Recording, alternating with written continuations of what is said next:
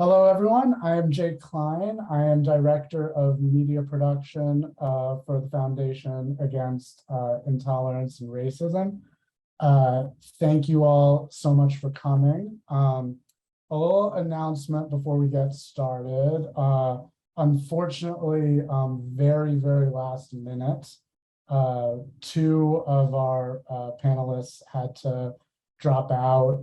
One of them is on a delayed flight and is in the air right now. So unfortunately, our intended host, Wilfred Riley, was not able to make it, as well as Stuart Taylor, who is featured in one of the documentaries that we'll be discussing tonight. So this is going to be a little bit haphazard, but I think we're going to have a good time. You're all going to be subjected to two white men talking about racism, so I think we're going to have a lot of fun. Let's go. Let's go. Yeah, so we have here Rob Montz, who is a good friend of mine who I'm really pleased we're able to have here tonight, and who I'm pleased y'all got to watch two of his wonderful films. Harvard Canceled Its Best Black Professor Why, and How to Make an Anti-Racist MBA. Rob Montz is the co-founder and CEO of Good Kid Productions. His online documentary work has attracted millions of views and coverage in the New York Times, the Washington Post, The Economist, USA Today, and the Adam Carolla podcast. He graduated from Brown University in 2005 with a degree of philosophy and precisely zero marketable skills. His language, not mine. Interesting choice for your professional bio, but that's fine, your choice. Somehow he ended up living on a 50-acre farm in the Virginia woods with a wife and 3 children. Oh, by the way, before I start asking Rob questions, y'all should see a Q&A button at the bottom of your Zoom window, and start typing your questions in for Rob in there. And when we get a little deeper into the hour, I will pivot over to some of your questions and start directing them to Rob. Rob, it's lovely to have you here. So first of all, I guess like I alluded to, you are a white male. How dare you? How dare you make films discussing the topic of race in America? How did you get interested in these topics and decide to start working on these in your film work?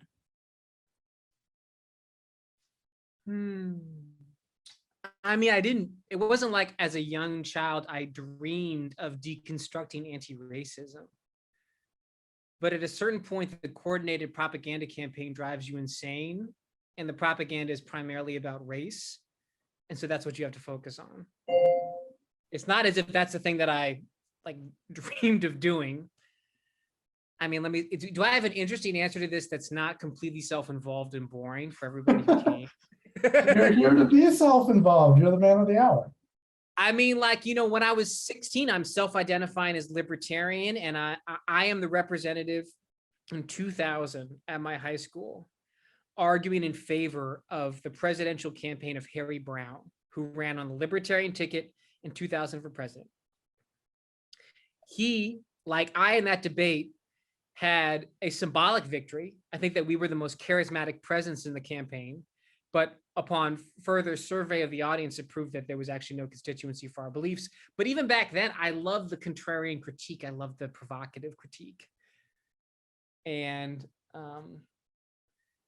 I think if you are someone in 2022 who's not a scared little bitch, right? Who has provocative, contrarian, but intellectual impulses, inevitably you're going to touch anti-racist stuff. You just have to, because it's everywhere. It's transparently moronic, right? It's bad for the country. And that's kind of what you feel, feel compelled to do.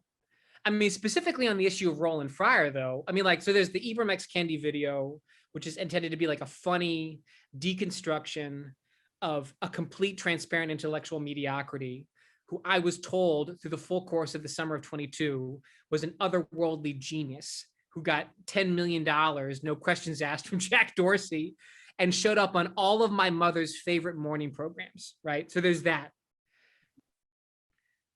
That's supposed to be kind of a fun deconstruction, kind of revealing the complete incoherence and idiocy of his philosophy in his own words. For Roland, it wasn't even necessarily political in terms of my like initial inspiration for doing something about him. I'd heard about his case on the Glenn Lowry podcast 2 years ago. And I knew vaguely who he was. And you look into this guy, and he's just like a stunning person. And everything around his downfall is like mad suspect. Like you could just tell, like something a little gangster went down here. Particularly, it went through the college campus Title IX process, which is notoriously opaque and prone to ideological abuse. So this like once in a generation, brilliant economic mind has his career canceled by this particular process. Like it's not particularly surprising to me that would make for a good documentary. And I guess I never thought about the fact that I'm a white guy. I don't know. I live in like a lower working class, multiracial, like semi-exurb section of like rural Virginia. I don't know, I feel like I've developed some street cred. And like, I mean, it's 100% true. It's 100% true. I understood theoretically, when I still lived in Washington, D.C., I understood theoretically that the kind of myopic focus on race is a complete intellectual fetish that potentially has sinister purposes in order to divide and undermine the kind of power or solidarity of like working people, average working people. I knew that theoretically, but I lived in a cul-de-sac in Fairfax. I didn't know that. I did not know that in lived reality. You leave that area and you actually live it, and you get to live in a neighborhood where you're surrounded by long haul truckers who are of every imaginable shade of skin. And you meet them, you talk to them, you befriend them. They occasionally slaughter a deer on your property, right? And it's a lived reality that this elite fetishization of race is completely irrelevant to the struggles of working people. Like it's overwhelmingly, blindingly obvious that it is. And I guess once you make that realization, I don't know, I just stopped being self-conscious about the fact that I'm just like a white dude who went to private school in West Los Angeles that just like really loved Biggie and Tupac in the 90s. Like I don't know, like I was never that self-conscious about it. And now I'm like really not self-conscious about it. So I'm not sure that answers your question, Jake. No, I think that definitely answers my question. And I think you're probably speaking to something that I certainly connect with, but also I imagine a lot of our attendees connect with, and members of FAIR in general, which is, it's not that we set out necessarily to like be really involved on the issue of like race in America, but as the discussion has risen to public prominence and a certain type of discussion around race, which wasn't necessarily the majority of the discussion we were having in decades past, you see these certain things being said that are, you really worry are damaging to harmony and are getting along and improving standard of living for all people, regardless of skin color. And you get upset, it rises you to action because, I think we care about people, right? We're doing this because we care about people. And when we see these ideas that we know won't work, we know will divide people, we know will create hostilities, we know will drag us backwards in terms of how we relate to each other, but kind of just like a lot of different ways. Like you don't want to let that be. And right. so, well, I mean, yeah. I'd say, but it's even worse than that, right? So it's not just that like a dominant orthodoxy on issues related to race in America is incorrect and intellectually incoherent and unevidenced. It's actually, when it's operationalized in public policy, it's actively bad for the very people that the proponents of this progressive ideology claim to care about. So Ibram X. Kendi. I mean, we can get into like the particulars and the technicalities of his particular philosophy insofar as you can call it a philosophy. But like when it's operationalized, it results in the deconstruction of standardized tests, because standardized tests do tend to have racially disparate outcomes in terms of academic achievement, which according to the kindergarten level thinking of Ibram X. Kendi represents an act of institutional racism. So his philosophy and his followers and his acolytes have successfully argued for scrapping standardized tests in particularly college admissions, right? And what does scrapping standardized tests in college admissions do? It doesn't benefit like the poor Black genius who was born in Charles City, Virginia, where I live. Doing that benefits me, right? It's like it benefits like well-connected white guys who went to private school in West Los Angeles, because they are desperate for ways to get into Harvard that don't require them to get excellent scores on their SAT. The people that are most likely to manipulate a college admission system that doesn't have any standardized tests are people that have connections in political capital and social capital. And then in the case of Roland Fryer, like his whole gig was about digging up new truths in order to implement them into public policy, to improve schooling and to improve policing for predominantly Black communities. And the the fact that he tripped up on the progressive orthodoxy that's dominant at Harvard and had his career assassinated as a result of that, meant that that work that he was doing is going to stop. There are fourth graders right now in Houston and in Dallas or in Harlem that are going to have fewer opportunities in life because Roland Fryer had his career canceled. Like that's for real. That's for real. So it's not just that the philosophy is wrong. This isn't an academic exercise, right? It's that when it wins and it translates into public policy, it damages Black people. It does. I know it's weird. Jake and I are going to be the ones to say this, but like it does. It's horrible for them. And I mean, it's bad for working class, not particularly politically connected people generally, but it's particularly bad for the very people that these people claim are their constituents, right? So yeah, that's part of what animates one. That's what animates me. I think there's this idea that Kendi gets wrong perhaps more than anyone else in the world, but a lot of people get this wrong, which is that we're in this, they are positing that we're in this power struggle battle between different racial groups, right? Kendi's line is, it wasn't in your film, but the only solution to past discrimination is present discrimination, and the only solution to present discrimination is future discrimination, right? And so they come up with these policies, which, they see as, oh, we'll get rid of the SATs because we think it'll disadvantage white people, but really they just sort of end up dragging everybody down, right? As what I think the way we view the world, certainly how I view it, I imagine you do as well, is that we can lift all boats, we can raise all tides, right? The world is not a fixed pie that necessarily needs to be set into equal distributions, but that we can grow the pie for everyone and everyone can do better. Why do you think people like Kendi don't see that? And one of the questions I have written here that was really, I just don't fully understand it. Well, I have a take on it, but I'm curious to hear your take, is, Kendi talks about how he really sees capitalism and racism as fundamentally intertwined, and you can't do away with racism without doing away with capitalism. Why do you think he sees the world this way, and that therefore anybody who sees capitalism as a tool for lifting all boats, helping all people, minorities more than anyone really,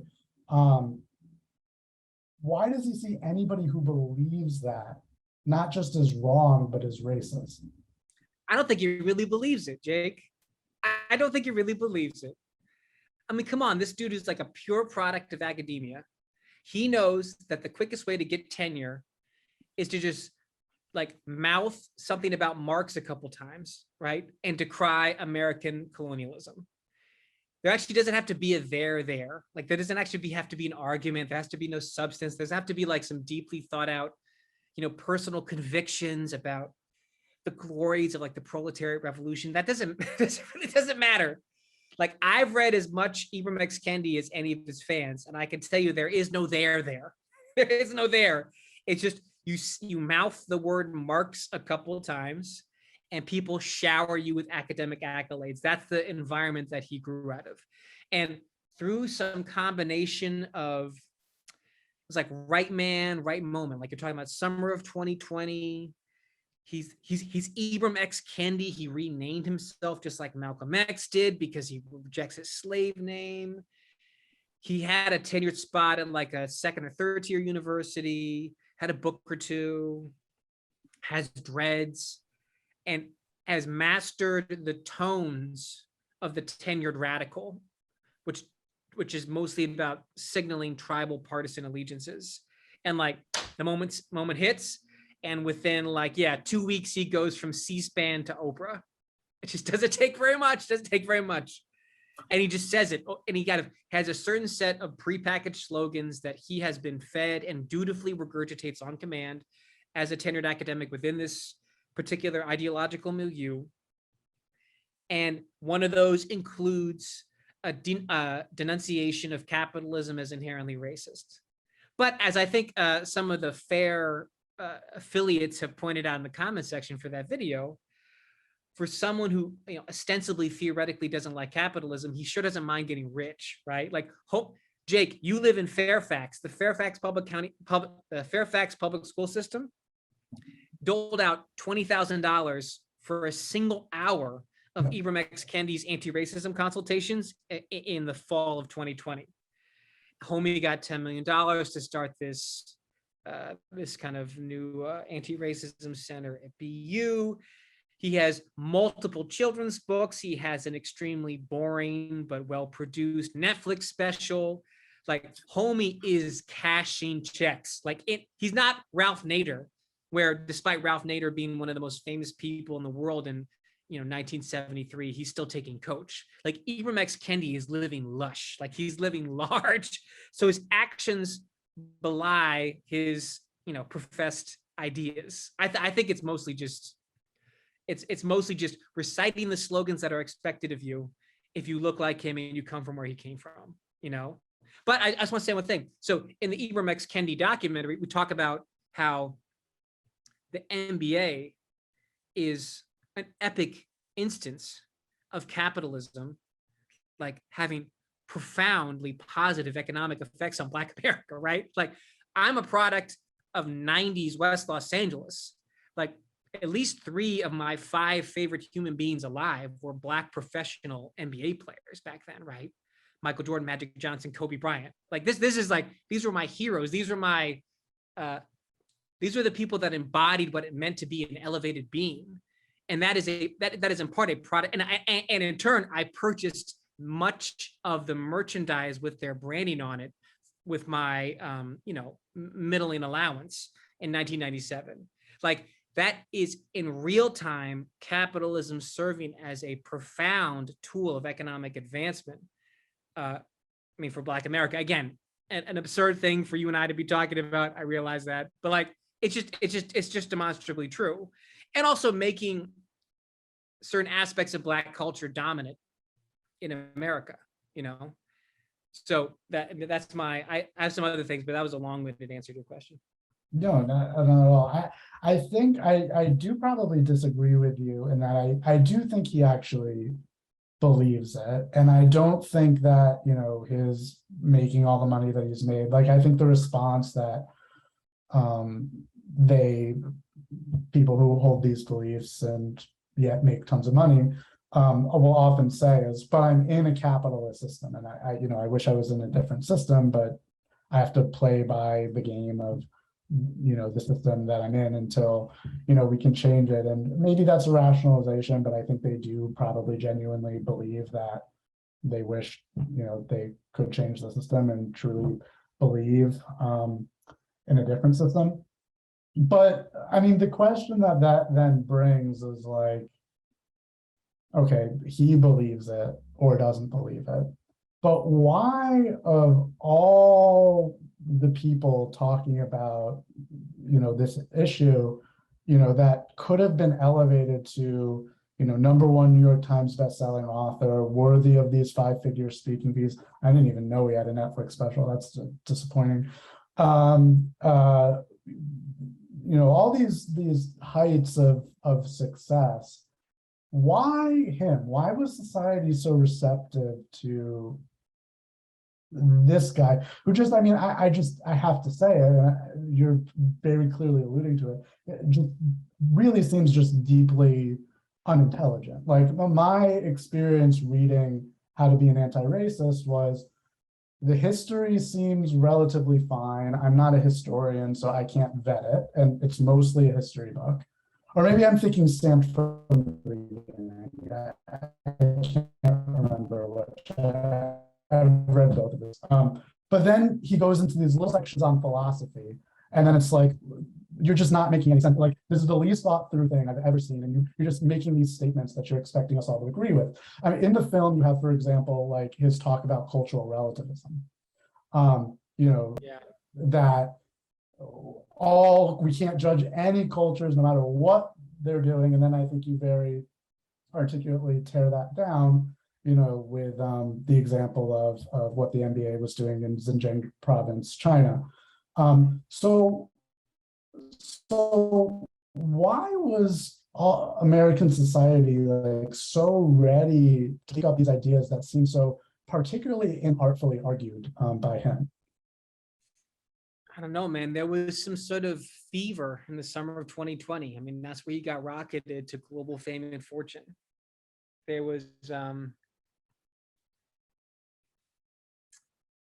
yeah, man, right time, right place, got the right dreads, speak at a 4th grade level, have a super simple, kind of like technology of analysis.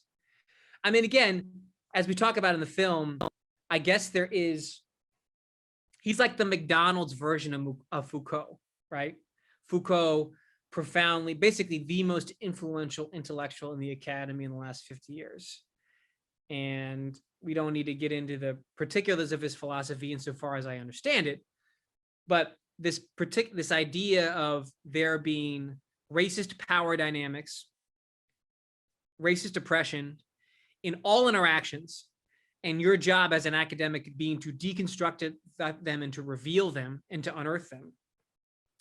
And the idea that any racially disparate outcome is definitionally only the product of power, right? Only the product of oppression, only the product of racist power, is a deeply Foucaultian idea. And Kennedy just takes that, these kind of very thick, dense, jargon-filled Foucaultian texts, and he makes them into like, the Big Mac version of it. So it's easily accessible, easily consumable for the suburban wine moms of America.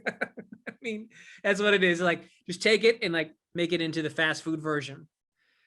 Yeah, maybe that's what it is. I mean, maybe it's just that it's so simple that it's just that right level of Twitter.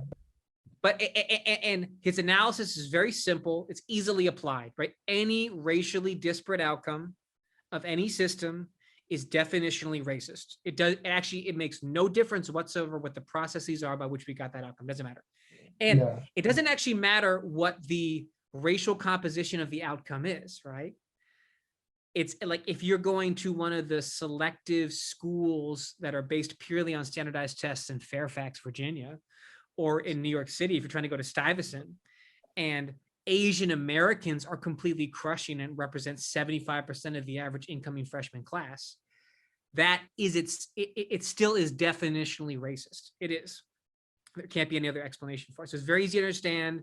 Suburban wine moms of America can feel like they've got the keys that unlock the racist matrix of America. And the way he presents himself, kind of sharing him or consuming him, also gives a sense of moral self-satisfaction to the sharer, right? To the person who shared them, which is also an essential part of the process. And his philosophy fundamentally does not threaten rich people. So it's very easy for them to just dole out $20,000 checks and kind of, for a solid 60 to 70 minutes, self-flagellate about their profound white privilege, and then they can just move on with their life because he doesn't demand anything materially from them other than self-flagellation, other than putting up the right banners and slogans. It's interesting because it does seem to me that it would severely threaten them, but this seems to be something that well, let's dive into that, because this seems to be something that happens repeatedly in a lot of the equity initiatives that get brought into corporate America. I'm the author of a book, which I've discussed with you, Rob, in the past, and I promise you it will eventually be released, but it's done and edited and going to come out at some point. But the book covers like the origins of what became the modern, like Robin DiAngelo style diversity, equity, and inclusion, like corporate like initiatives and educational initiatives and stuff like that. And there was one specific group that was really responsible for creating this in the corporate space. They worked in the Detroit area, and they developed something they called an inside-outside strategy, which was outside, they're going to be advocating for socialism and revolution, explicitly revolution, to overthrow the American system of capitalism and everything. And then inside, they would start influencing people to be receptive to what's going on outside. And sort of the goal here was, if we can just get enough a little outside, plus you've got this massive, essentially proletarian revolution from the outside, we can overflip the whole system. And so when you see this sort of, well, we need to take from all the rich people and redistribute, to whoever, in Kendi's case, it's been racialized, the redistribution, but it's still a massive potential redistribution. Like that to me seems wildly threatening to the corporate infrastructure. I think they just don't believe it's really going to happen ever. So, they can pay lip service to it and get credit that way. But I don't know. What do you think about that? Yeah, I don't know. I mean, there are ways in which what's transpired since 2020 have given me a little bit of hope. I mean, not to talk about Kendi, but like the only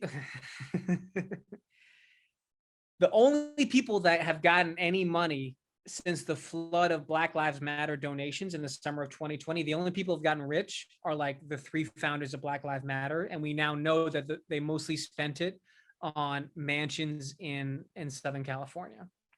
Like someone like Patrisse Cullors has like a $6 million mansion in like Malibu and like a $2 million mansion in Topanga Canyon. And most of the money, and the rest of the money has basically been given to her like friends and family. But I don't know what do you make of the fact that all the people that gave that organization money that's accomplished absolutely nothing other than make its founders rich? There doesn't seem to be a lot of ambient anger or resentment about that fact, right? Like, what do you make about that? Like, there's not a lot of like rich Hollywood types that are asking, what my money didn't actually end up in the Black Lives Matter chapter of Irvine. It ended up financing Patrisse Cullors' like online cooking show. Like no one actually seems to be angry about that. They actually get quite angry if you bring up the fact that this appears to be like a hustle for that hashtag white guilt money. I don't really know I guess it does mean that they're fundamentally unserious, that they thought they were just kind of paying a blood toll. I don't know. I don't know. I mean, but I think everything's become so polarized that first of all, most of them don't even hear it, right? Yeah. But why don't, you're right, and why don't they hear it? Because a lot of people don't feel allowed to talk about it because they'll feel criticized, right? And I think we're so polarized that just the immediate instinctual reaction to anything critical of Black Lives Matter is you must be some horrible right-wing racist, right? And you can't, once people are primed to think that way, like you have to overcome that, and it's a lot of work to overcome that. And so people just don't even bother to try, and they just kind of avoid it, especially if they don't see themselves as right-wing in any sense. And, they're just concerned, like you say, that their donation didn't go to its cause. They just sort of avoid the topic to the best of their ability. I want to go to some audience questions, and we've been talking a lot about the Kendi one, so I want to make sure we talk about the Roland one too. So one of the questions from the audience, and I don't know if you're allowed to answer this, but I should definitely at least ask it, is what does Roland think of your movie? And then, that links to one of the questions I had written for you, which is, why isn't Roland in the movie?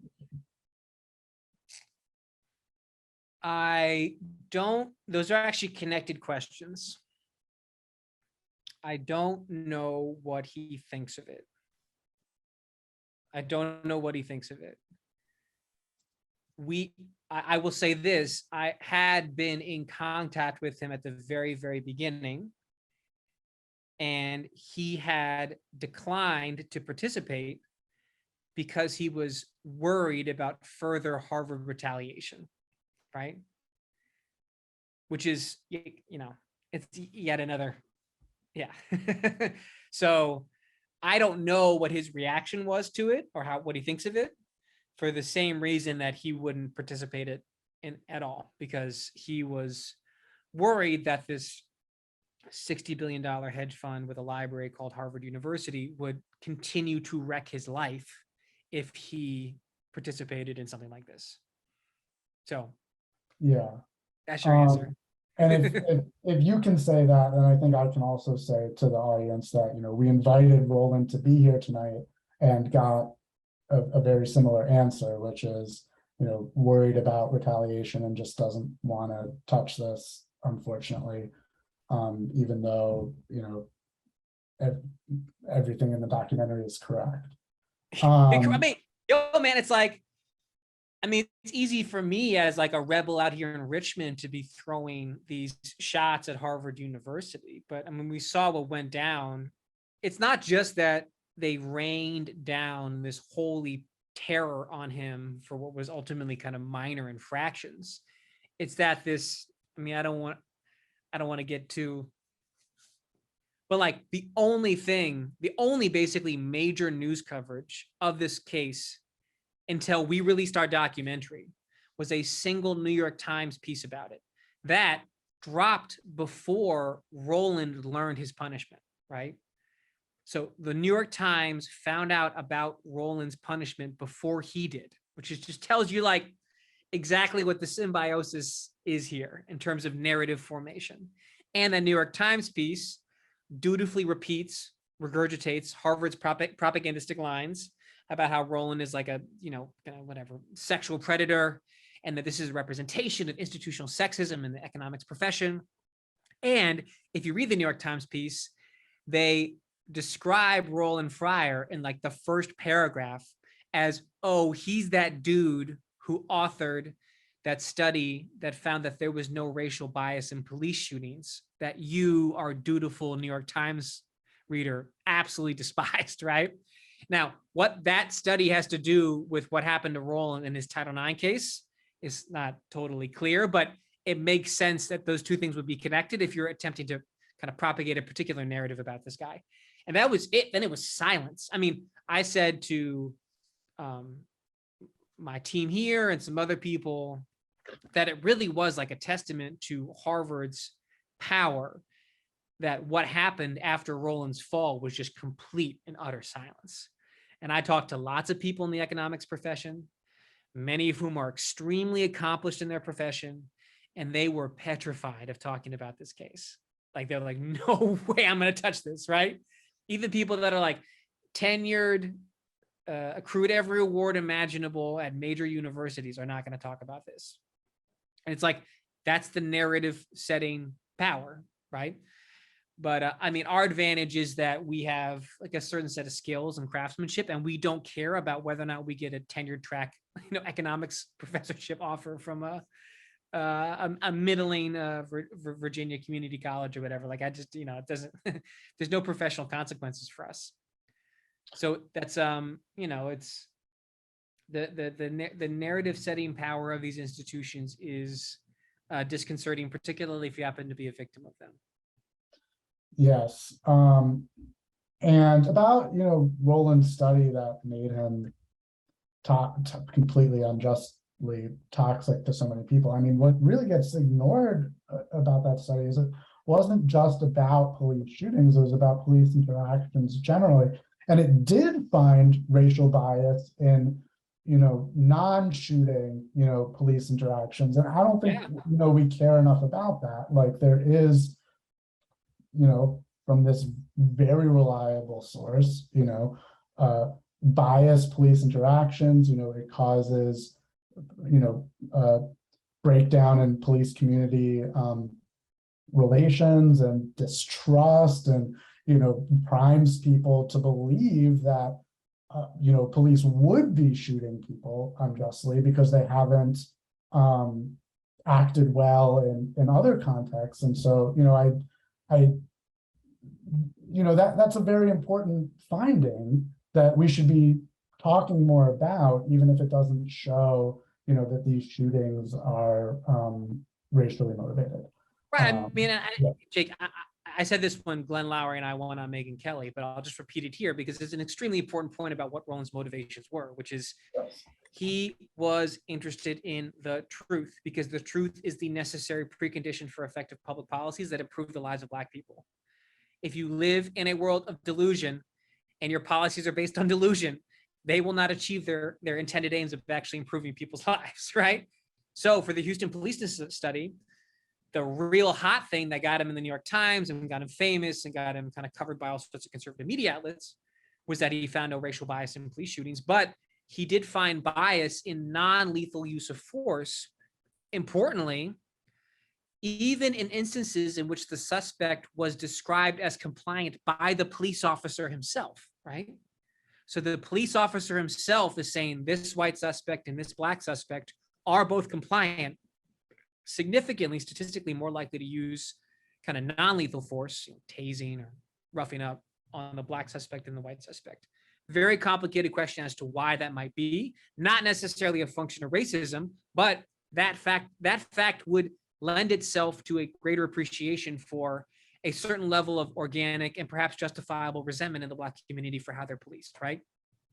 All of which is to say that like the same study that had the police bias debunking had that same non-lethal use of force finding in it, same study, which indicates that Roland is not about pleasing some particular political constituency. It's not about advancing some particular partisan cause.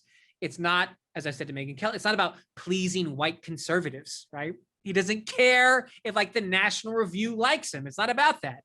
It's simply about trying to dig up the hard truth about the world so that those truths can be operationalized into public policy to close these large and persistent gaps between white and Black America on a whole host of metrics, right? And if someone has an alternative to that, I'd like to know what is an effective means of crafting public policy if it's not based on truth, right? If it's not based on truth, because we're seeing what public policy based on lies and distortion looks like when you have defund the police in Minneapolis, which immediately leads to the uptick in murders of Black people. Like we saw that it's not great. It's like really not a great, it's not a great policy platform. So again, there's no particular political or partisan cause to this. It's not about advancing any particular party agenda. We got another question here. Rob, do you think that Roland would be interested in an alumni-initiated effort to get his lab reopened? And that's similar to another question we have here from Kim Jarvis. I know that we have, and I wonder, this says it's from an anonymous attendee, this question. I know we do have a Harvard alumni chapter, so, this may be from a member of that. I mean, what do you think about that? Is there anything people can be doing or people connected to that community can be doing? Glenn Lowry told me Harvard has $30 million that Roland raised in a bank account right now that he can't touch. $30 million that he raised that he can't touch because they liquidated it and they just kept it, right? I mean, I'm trying to think of an answer that's not deeply deflating to the questioner. Like, if there's anything to be do, you should send nasty notes to them. You should share the video. I mean, but what would have to happen for Harvard to give back $30 million to someone who they tried to assassinate? Like, what would that, like, these people don't play, right? They don't play. Like, you don't reach the corridors of power at Harvard University if you play, like, if you're not a silky smooth assassin. So, I mean, you should send the emails. You should. But it's like, I don't know. I mean, is there realistically anything that you could do to actually make them used to? I don't know. I don't think so. I mean, I think I do know just because of what's publicly available about him, he has put all of his energy, all of his efforts, all of his capital, all of his talents into the private market. He now runs this kind of venture firm that's based upon seeding companies that in effect will close these gaps he was trying to close when he worked in the academy. Exact same mission, but instead of working within the ivory covered walls, he's working in the private market. So it's probably a better use of your time and your money to support what he's doing there. I mean, insofar as it's possible, but yeah, I don't know. It would take a lot of people to get fired in the Harvard administration for a public pressure campaign to have any effect. I think, I think it would. We've got another two questions that are pretty similar and can probably be handled together. One of the question askers also is anonymous and attendee. The other one is Gabriel Brown, who was an actress associated with our Fair in the Arts Network, and everybody should check out the Fair News Weekly podcast, which she narrates for us and does a wonderful job. And the question is, what backlash have you received for your films? And we've done some other films and interviews with some particularly controversial figures as well. So maybe, I don't know if you want to answer in like really wide or just talk about these two, but have you gotten a lot of like blowback? I mean, I don't look for affirmation on social media. So I think people realize if you're mean to me on social media, I don't care. Like, I'm a grown man with like children and life insurance. Like, I have things to do other than be on Twitter. So I don't get a lot of blowback there. And like comment sections are still like, they're like overwhelmingly positive. I mean, I think that's different. There's like a structural dynamic that's rendered by YouTube, that you see the videos because you're a subscriber, and most people don't hate subscribe, right? In the same way, most people don't hate subscribe to a podcast. So if you don't like it, if you don't dig the vibe, if you don't like what we're doing, you just won't see it in the first place.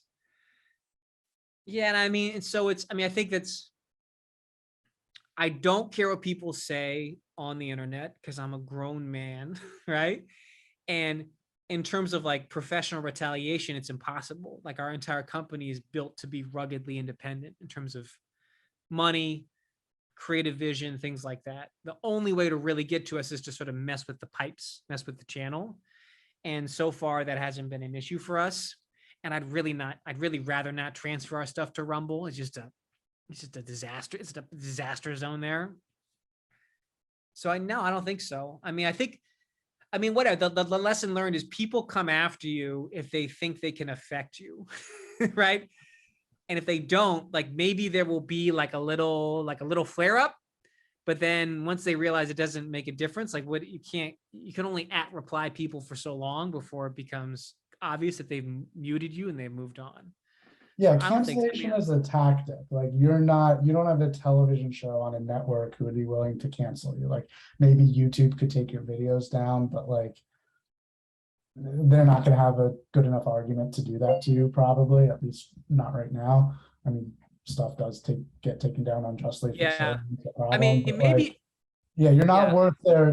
worth their time, not because you're not important and you're not doing good work, but because they know they're not going to succeed. So like, why bother? Maybe they'll complain about you on Twitter and then it'll fizzle out. They're not going to start some big campaign, to cancel you or something. It wouldn't go anywhere.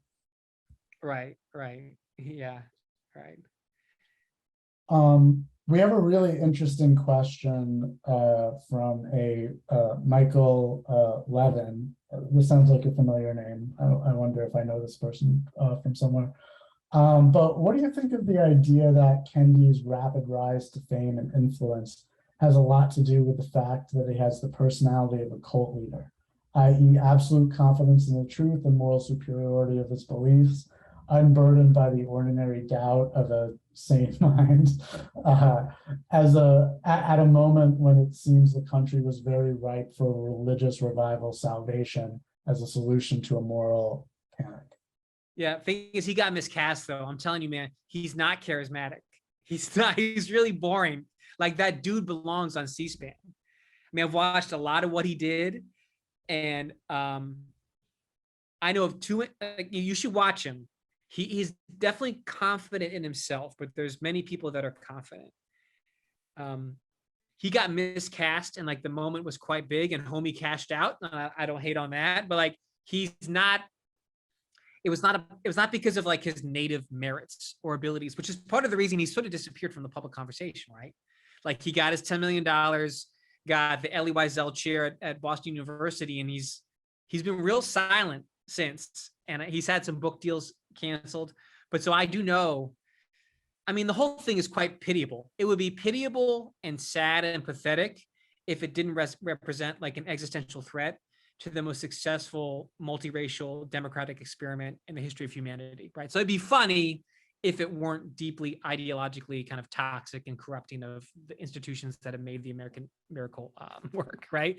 But I know two instances of a very famous podcast that had him on, and he was this was like probably in the tail end of 2020, where they had him on and he was so boring they shelved the podcast, right? It was a big deal to have him.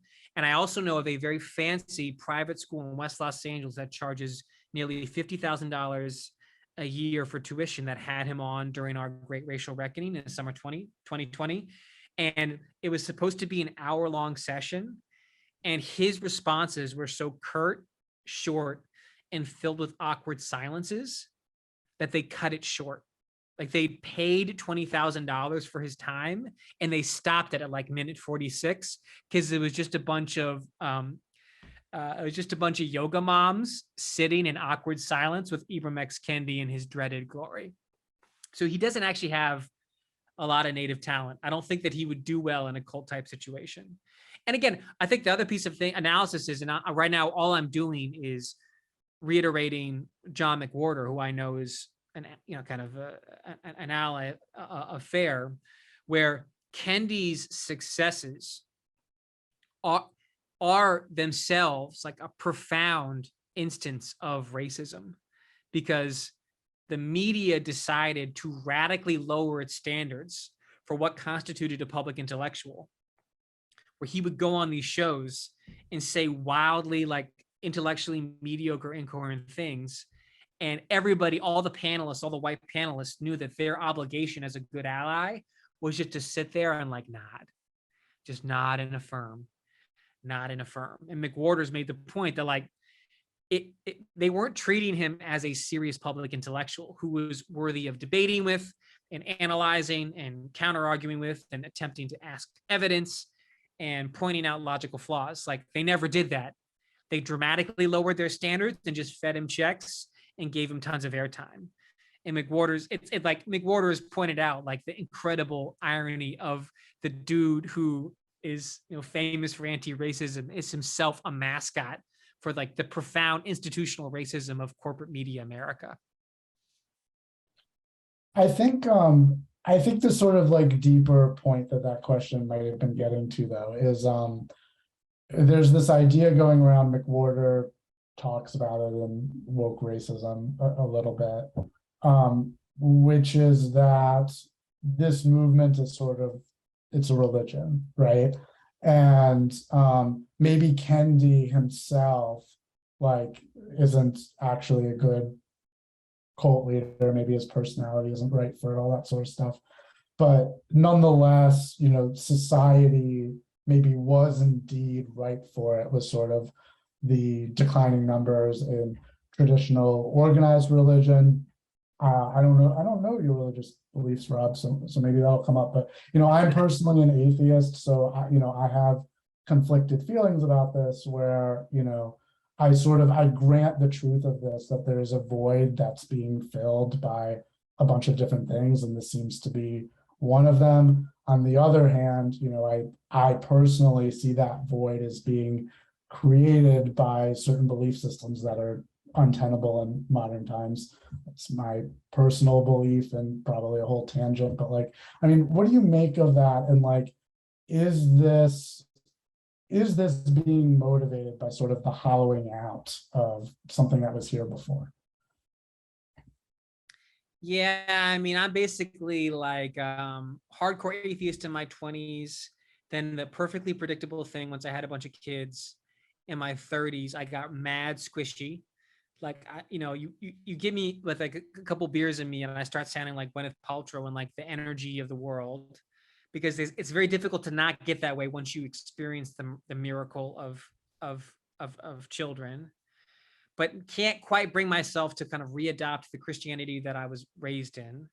But I'm a fan of organized religion in a way that my 22-year-old self would find lame. But I now realize is like a correct analysis in terms of what is conducive to human flourishing and how societies can function. Yeah, man, I don't think I have anything original to say about it, particularly in the summer of 2020, how much of it was about, I mean, it was religious impulses, the craving of solidarity, the craving for transcendence, the craving for redemption, the craving for the great evil that you can all join together to fight, dramatically exacerbated by the COVID lockdowns, right? And again, we don't need to debate the merits of the lockdowns themselves, but people also just wanted a reason to get out of their homes and to touch flesh and interact with other people, right? A lot of it's like, we've been cooped up for a while. I'm all alone in the world. The human Homo sapien brain is not meant to spend all day on a screen. And this became a kind of socially and politically admirable way to reconvene with your fellow humans. And again, a lot of this is very particular to that time, given how much Kendi's star has kind of fallen or faded since then. So it's the religious impulses concentrated by and accelerated by the added social isolation of the kind of COVID controls of summer 2020. Yeah, I agree with that. I think you're pretty right. All right, I think let's wrap this up. I think we've got one good question in here that will bring us home, which is, what movie is Rob making next?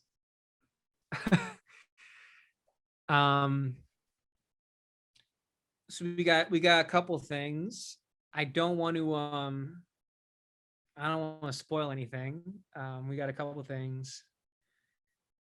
Do you want to talk about, because we haven't gotten into, do you want to talk about Good Kid Productions generally and the type of things that you do? Because, you know, for the people that watched your films through the Fair Film Festival, you know, they would have seen your films embedded, you know, as YouTube videos in a watch page, but not necessarily clicked through to discover your whole channel and all the work that you're doing. Yeah, I mean, so we're a production company that has clients, but we also have our own original stuff as well, and that's what people saw. So I mean, like, I can't. If you watch Roland Fryer video, that's what we're about. Like, that's what I want to make.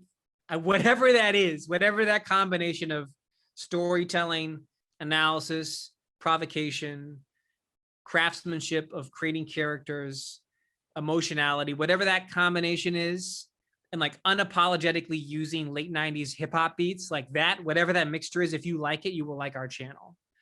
We are working on several things, including a very large project that kind of, let's just say, it aggressively deconstructs one of the founding instances of the modern racial justice movement, one of the core cases.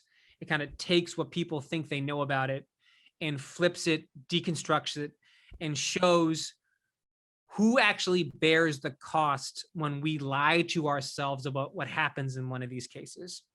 It's not about George Floyd. Candace Owens is already doing that. But it shows when we lie to ourselves in a coordinated fashion, who actually bears the cost. And it's not Ivy League educated influencers. I'll just say that, right? And if people want to see it, they can just subscribe to our channel or shoot me an email or whatever.